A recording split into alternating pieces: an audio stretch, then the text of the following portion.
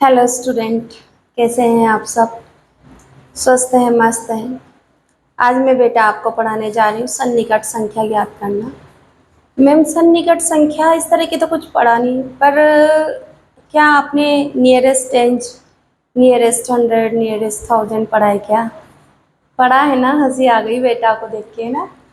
X x approximate value, क्या? Approximate value. तो approximate value बोलो, सन्निकट बोलो, निकटतम मान बोलो, एक ही बात है। मैडम अभी समझ में नहीं आया, राउंड ऑफ नहीं समझ में आया, एस्टिमेशन नहीं समझ में आया। बेटा एक चीज़ बताऊं, जब आप मार्केट जाते हैं ना, तो सपोज करो आपने 8 रुपये की कोई चीज़ खरीदी, तो आप घर आके मम्मी को क्या बोलोगे? मैम मैं मम्मी मैं 10 रुपये का ये सामान लेकर आया हूँ। ऐसा क्यों बोला, जबकि आप तो 8 का ही लेके आए थे ना? तो यही है राउंड ऑफ करना, यही है सन्निकट मान। आप या तो 10 के आसपास संख्या को बोलोगे, 100 के आसपास बोलोगे, 1000, 10,000 के आसपास, या लाख के आसपास। सपोज करो कि आप मार्केट गए, आपकी मम्मी मार्केट गई, आप नहीं जाकर अब आपकी मम्मी मार्केट जाती है, और वो 998 रुपये का या 900 रुपये का कोई सामान लेकर आई, ठीक है, और कुछ और सामान भी उसने खरीद लिए, सपोज करो 15 रुपये का और कोई सामान खरीद लिया। घर आकर जब पापा पूछते हैं, ओ मार्केट होके आई, क्या लेकर आई, कितना पैसा खर्च किया, तो मम्मी क्या बोलेगी आपकी? मैंने 1000 रुपया खर्च किया। क्यों? हो सकता है यहाँ पर आपका 45 रुपीज़ हो सकता है आपका यहाँ पर 90 रुपीज़ हो सकता है आपका यहाँ कुछ और नंबर हो, 50 हो, कुछ भी हो सकता है। पर मम्मी क्या करेगी? थोड़ा बढ़ा कर बोलेगी, है ना? ठीक है ना? तो मम्मी ने क्या बोला? मैं तो कितने का लेकर आई? 1000 रुपये का सामान लेकर आई। बट जब बताने बैठती है ना, जब हिसाब जोड़ा जाता है, तो जैसे कि उसने कहा 950 रुपये का टोटल सामान हुआ, तो क्या बोले 50 रुपये तो कम है, तो मैंने इकट्ठा बोल दिया कि आपका 1000 रुपये मैंने पैसा खर्च कर दिया। बट जैसे ही 915 रुपये थे या 914 रुपये थे यहाँ पर, है ना, मम्मी ने सामान खरीदा, उन्होंने बोला कि 914 रुपये का सामान लिया, तो मम्मी की ओ कुछ नहीं, 900 रुपये का ही तो सामान खरीदा, 14 कहाँ गए? यही राउंड ऑफ करना है, मोटा मोटा बोलना।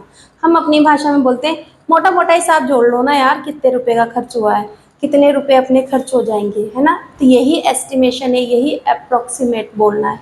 तो यही संख्याओं का अप्रोक्सीमेट वैल्यू हम यहाँ निकालना सीखेंगे। सपोज करो मैंने यहाँ पर एक क्वेश्चन लिखा, देखो, निम्नलिखित संख्याओं का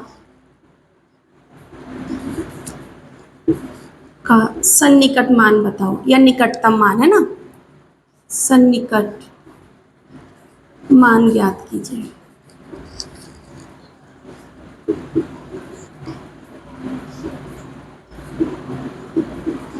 है ना? जब आप ऐसा करेंगे तो आपको एक और चीज़ आपको ध्यान में आपको आनी चाहिए, कीजिए।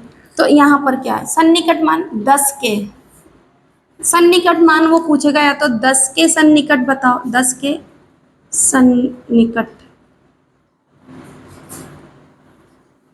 या 100 के सन्निकट, है ना, मान पूछेगा, या 1000 के पूछ लेगा सन्निकट। पर वो आपको वैल्यू देगा, ऐसा नहीं होगा कि आपकी मर्जी आई, कभी आपने 100 का कर लिया, कभी 10 का कर लिया, 1000 का या 10,000 का कर लिया। इस तरह से आपसे वो लाख का भी पूछ सकता है, 10 लाख पे भी पूछ सकता है। ये एग्जामिनर के ऊपर होता है, क्वेश्चन करता जो बुक वाला होता है उसके ऊपर डिपेंड होता है कि वो आपसे किस तरह से सवाल पूछे। तो बेटा यहाँ पर जो मैं आपको सन्निकट समझाने जा रही हूँ, तो इसके कुछ रूल्स होते हैं। क्या? कुछ रूल्स होते हैं, कुछ नंबर्स होते हैं। मैं यहाँ पर रूल्स पे जाने से पहले एक नंबर लाइन बना लेती हूँ। क्या करती हूँ? एक नंबर लाइन मैंने संख्या रेखा को ड्रॉ कर लिया, और मैं यहाँ से लिखती हूँ 1, 2, 3, 4, 5, 6, 7, 8, 9, और अब मैं 10 नहीं लिखूँगी, मैंने ये नंबर लिख दिए, क्योंकि 10 तो क्या, टेंज, टेंज के नियरेस्ट लिखना है, 100 के नियरेस्ट, 1000 के नियरेस्ट। तो इस चीज़ को न लिख के हम गिनती यहीं तक लिखेंगे, 1 से लेकर। अब मैं आपसे कहूँ कि यहाँ पर अगर मैंने थोड़ी देर के लिए 10 डाल दिया, तो मैंने यहाँ पर 5 नंबर देखो, 1, 2, 3, 4, और 1, 2, 3, 4, यहाँ पर बीच का नंबर क्या आ गया आपका? 5। 10 को अगर हम छोड़ दे तो ये दोनों के बीच का है ना, बट अगर मैं 10 के पास जाना है मुझे, तो मुझे यहाँ पर 10 के पास जाऊँ, 100 के पास जाऊँ, 1000 के पास जाऊँ, मुझे इस 5 को याद रखना है कि अगर 5 से कोई नंबर कम है, अगर 5 से कोई नंबर कम है तो उसका टेंज होगा, हंड्रेड्स होगा, वो क्या होगा ये सीखना है हमें, ठीक है। और यहाँ से जो 5 से ज़्यादा जो संख्या है उसके बारे में हमें सीखना है। तो अब इसको कैसे सीखें मैम, कैसे कैसे करें? तो आपको अगर मैं कहती हूँ कि थोड़ी देर के लिए समझ लीजिए आप कि मैंने यहाँ पर 8 लिखा, क्या लिखा? 8। 8 से शुरू करते हैं। तो आप बताओ, अगर मैं नियरेस्ट रेंज की बात करूँ, 10 के सन्निकट मान बताना, 8 का 10 के सन्निकट मान बताओ, 10 के सन्निकट मान बताओ। तो आप क्या कहोगे, इसका जब राउंड ऑफ करोगे यानी कि सन्निकट करोगे तो 8 किसके पास आ रहे हैं? अगर मैं 10 लिखती हूँ तो आप कहोगे मैम 10 के बिल्कुल पास है। बट अगर मैं कहूँ कि 4 के पास बताओ तो 4 से तो बहुत दूर है ना। तो 10 के सन्निकट है कि नहीं 4? तो 10 के सन्निकट नहीं, सन्निकट नहीं है। तो इसका अगर मैं नियरेस्ट रेंज की बात करूँ तो इसका नियरेस्ट रेंज क्या होगा? 0 रेंज होगा, यानी कि इसका कोई भी ढाई का अंक नहीं होगा या ढाई के सन्निकट नहीं होगा। तो इस तरह के क्वेश्चन स्टूडेंट हमें यहाँ पर करने हैं। तो आप देखिए यहाँ पर, अब मैं यहाँ पर आपको सवाल करा रही हूँ, 10 के सन्निकट से स्टार्ट करते हैं। तो 10 के सन्निकट यानी कि नियरेस्ट रेंज, नियरेस्ट 100। तो स्टूडेंट देखिए, ये हिंदी मीडियम में कम पूछा जाता है, इंग्लिश मीडियम वालों को ज़्यादा पूछा जाता है। हालांकि कोर्स सभी का सेम होता है, पूछा जाता है, तो हो सकता है मेरे को ज़्यादा इंग्लिश वर्ड्स आपसे निकले, बट आप ध्यान रखना। जैसे मैंने आपसे कहा 5 को 10 के राउंड ऑफ करना है, 10 के नज़दीक लाना है।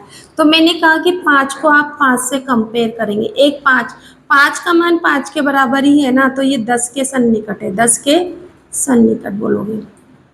4 का मैंने आपको बताया ना।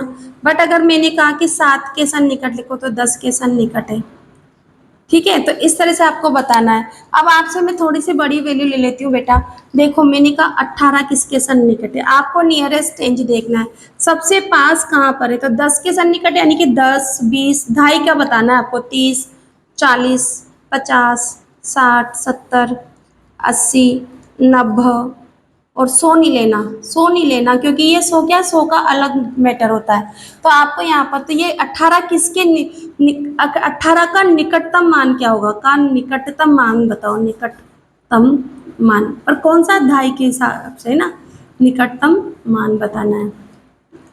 तो 18 किसके नज़दीक है, तो 18 को देखो, अब यहाँ पर एक वैल्यू बनाओ, एक चार्ट बनाना बताती हूँ यहाँ पर।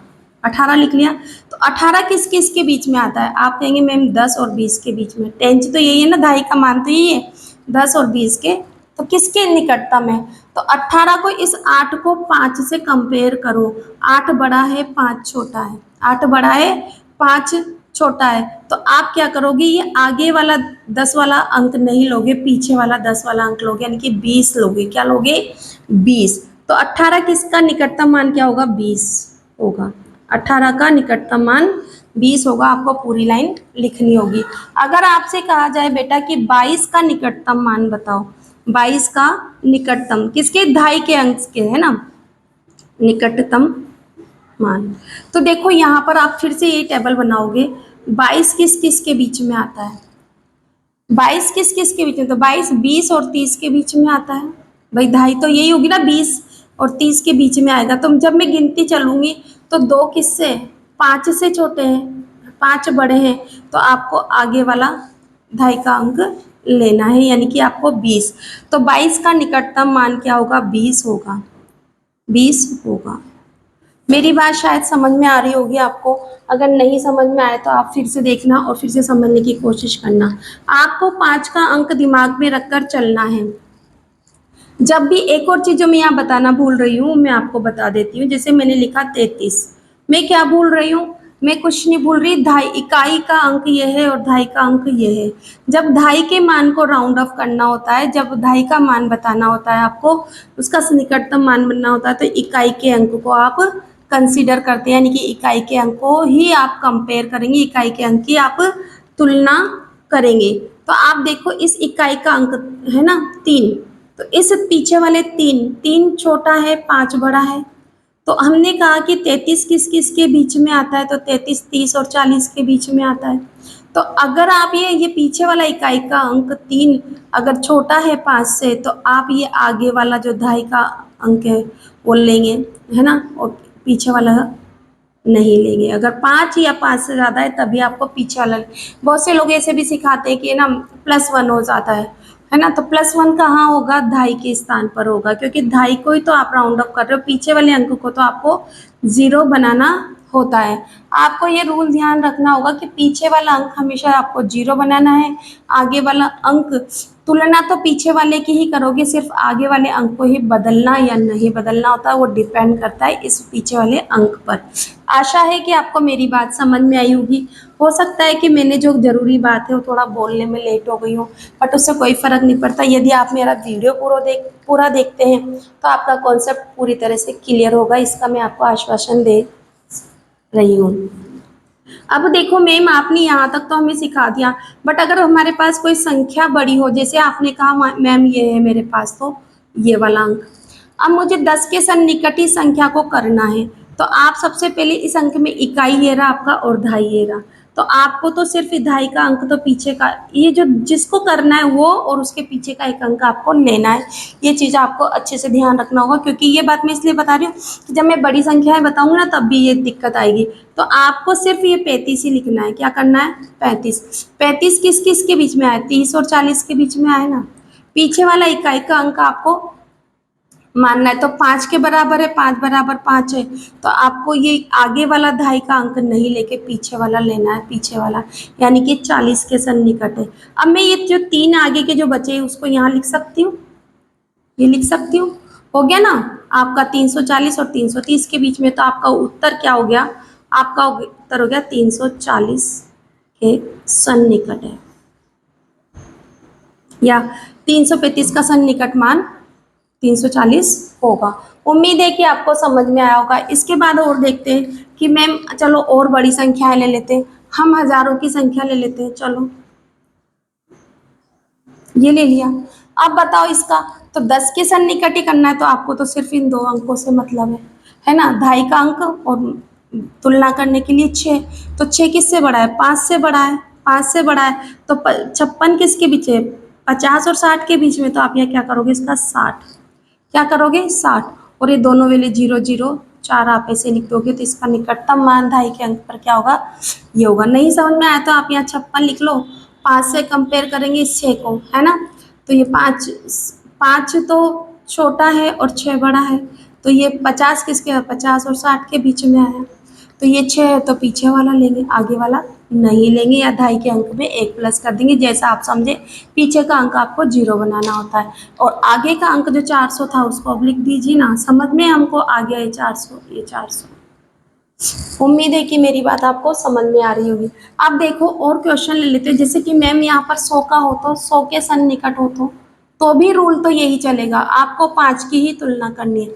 अब मैंने कहा कि यहाँ पर मैंने लिखा 91, 91 का सन्निकट मान, अब मेरे यहाँ पर 100 नहीं तो आप 0 आगे लगा लो, अब इसके तो कर सकते हैं ना, तो 91 किसके सन्निकट है, तो यहाँ पर देखो, जब आप इकाई, दहाई और सैकड़ा का अंक ले रहे, तो अब आपको ये आगे के 2 अंक लेने होंगे। क्या करेंगे, आगे का इकाई का अंक आपको छोड़ देना है, पीछे जो भी संख्या बचेगी आपको बेटा वो 0 बनानी है, ये चीज़ ध्यान रखना है। तो मैं इसको थोड़ा सा और बड़ा कर दूँ, जैसे कि मैंने लिखा है यहाँ पर 91, और यहाँ पर 0 कर दूँ, क्योंकि इकाई, दहाई और सैकड़ा, 1 10 100, है ना, तो यहाँ पर मैं क्या करूँगी, इन 2 अंकों को कंसीडर करूँगी, इन 2 अंकों से मतलब है, इस सैकड़ा के स्थान को मुझे बदलना और इस 9 से तुलना करनी है, तो 9 बड़ा है 5 से, तो अगर मैं 91 का अगर लिखूँ तो यहाँ पर तो हो गया मेरा 0 लिखूंगी सैकड़ा के स्थान पे, तो यहाँ 100 है ना, मतलब यहाँ 90 है, 90 और 100 के बीच में आता है।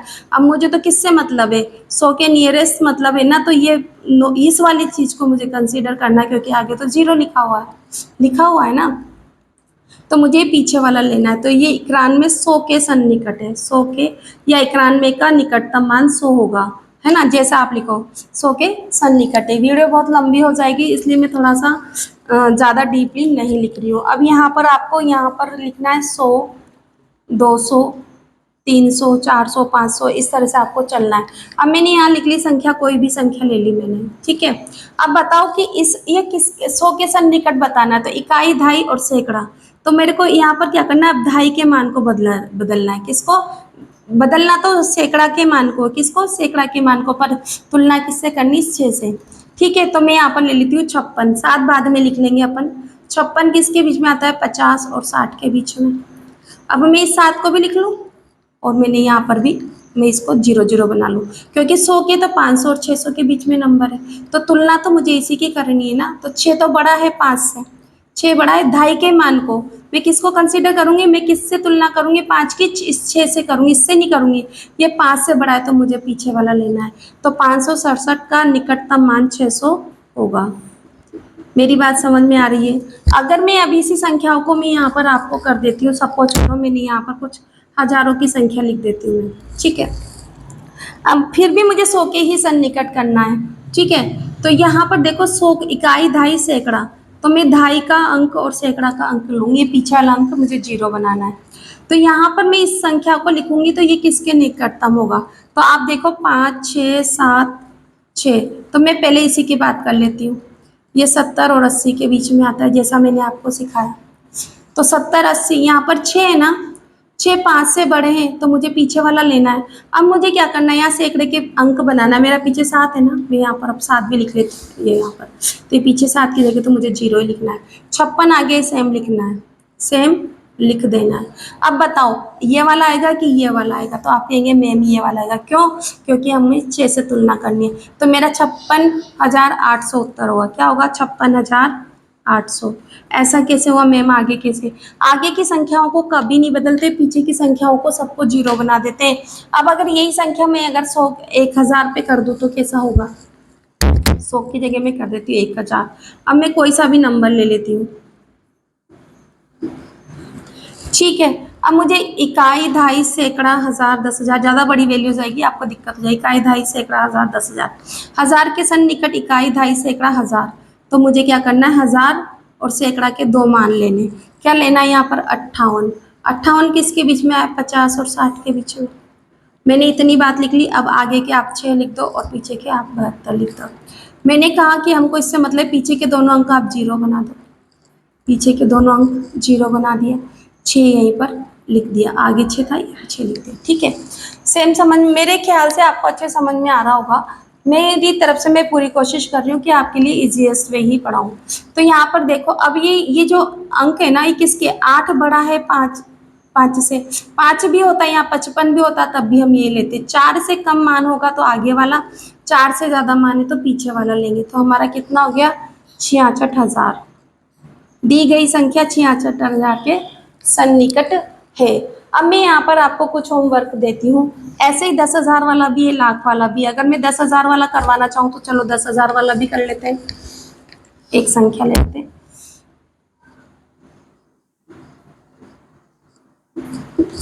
ठीक है, ये मैंने कर ली। अब यहाँ पर मुझे किसके, 10,000 के सन्निकट करना था। इकाई, दहाई, सैकड़ा, हजार, 10,000, लाख, 10 लाख, ठीक है। वैल्यू हमने ले ली, इकाई, दहाई, सैकड़ा, हजार, 10,000।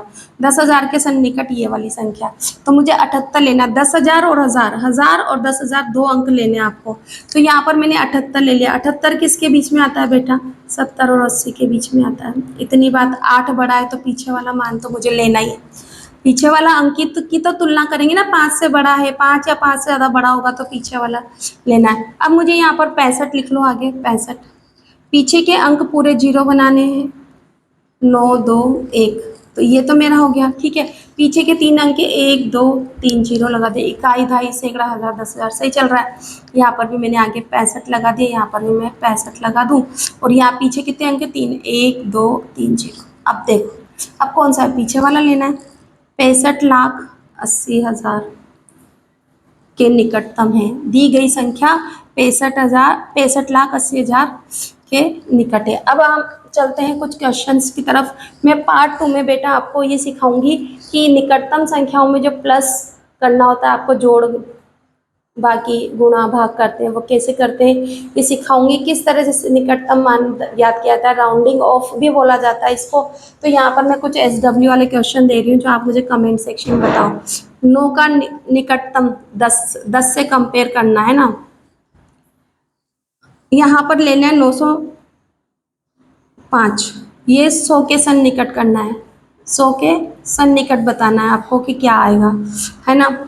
यहाँ पर मुझे मेरे को बताना है आपको 2, 6, 8, 7 नियरेस्ट रेंज, क्या करोगे नियरेस्ट रेंज बताना है इसमें, यानी कि इसको देखना है, यानी कि 6, 7, 8, 5, 0, यहाँ पर नियरेस्ट 100 बताना है कि किसके यहाँ पर, यानी कि इस नंबर को कंपेयर करना है, कमेंट में बताना। हो सकता है आपको काफ़ी सारे आंसर्स यही मिल जाए। तो thank you for watching my channel. अगर पसंद आए तो वीडियो को लाइक शेयर सब्सक्राइब ज़रूर कीजिए। Thank you.